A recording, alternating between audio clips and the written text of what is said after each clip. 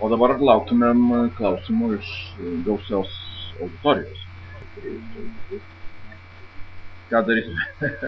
Taip, gerbėmiai, esam gavę, atsakysiu gerą klausimą, o klausykite, jeigu laimėsit rinkimus, ką darysime Second Life politiniam gyvenime? Tai ką mes darytumėm? Aš turiu atsakymą. Audronius, prašau. Na, pirmiausia, kad ir su pavydu, tačiau pasiekčiau estų pavyzdžių, švedų pavyzdžių ir pasinaudočiau galimybę pristatyti Lietuvą čia. Tai yra, įsteigtume Lietuvos ambasadą, ką yra padariusi Švedija, ką yra padariusi Estija, per kurią internautai ir šito žaidimo dalyviai galėtų susipažinti su Lietuva. Tai iš tiesų yra daugybė galimybių, kurios galima išnaudoti.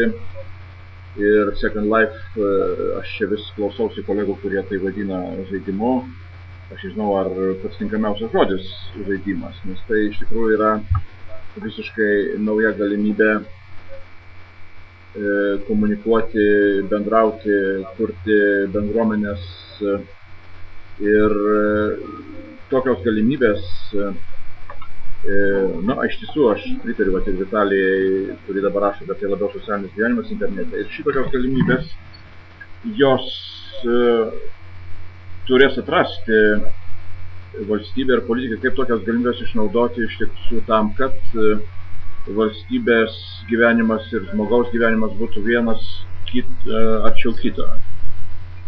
Ir iš tiesų yra daugybė pavyzdžių, pradedant nuo to, ką minėjo ir Audronius, nuo vadinamųjų ambasadų Second Life, iki tokių dalykų, kaip pavyzdžiui Australijoje viena partija pastarosiuose rinkimuose, kurie vyko anksti pavasarį, dalyvavo pasivadinusi E-partija ir jos visa programa buvo labai paprasta. Jinai pasakė taip, kad jinai balsuos kiekvienų klausimų parlamente tokiu būdu, kaip nutars jos rinkėjai dalyvaujantys Second Life ar kituose komunikaciniuose grupėse. Tai iš tikrųjų atveria visiškai naujas galimybės demokratiniam politiniam gyvenimui. Kai kurios iš jų yra galbūt net ir sunkiai prognozuojamos šiuo metu, bet visiškai akivaizdu, kad po 10 ar 15 ar 20 metų daugelis dalykų, kurie šiandien atrodo visiškai kaip didžiulės naujovės, demokratiniam gyvenime bus tapę įprastais ir labai efektyviai naudojamas instrumentais.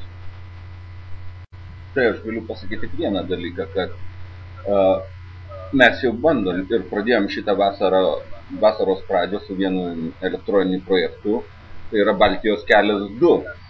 Kuriame raginom visame pasaulyje įsibarščiusius lietuvius susmeigti vėliavėlę toj gyvenamoj vietoje. Ir dabar surinkome berods daugiau nei 5000 vėliavėlių. Matome tai, Baltijos kelias 2, nuo Grenlandijos iki Australijos, nuo Čilės iki Sibiro gūdumų.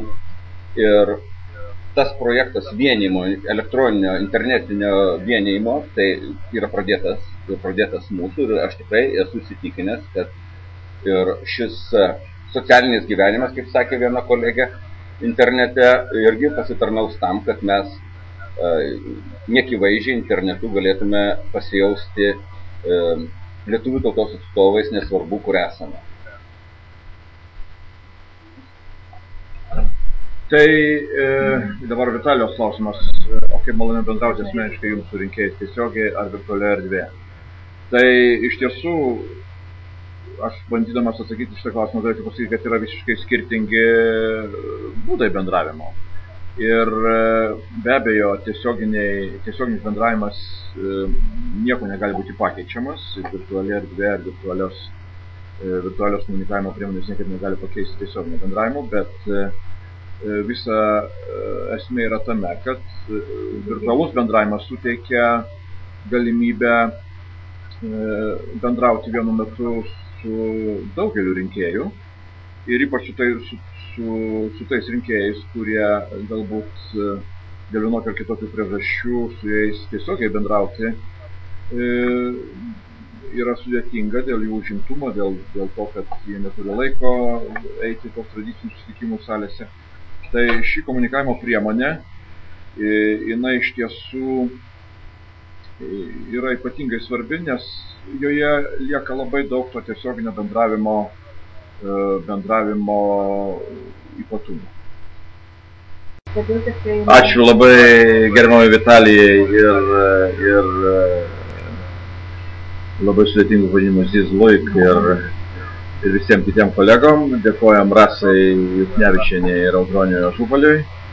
Ačiū visiems ir iki kitų pasimatymų. Taigi dėkojam irgi ir matom ir Delfi, ir Zizluik.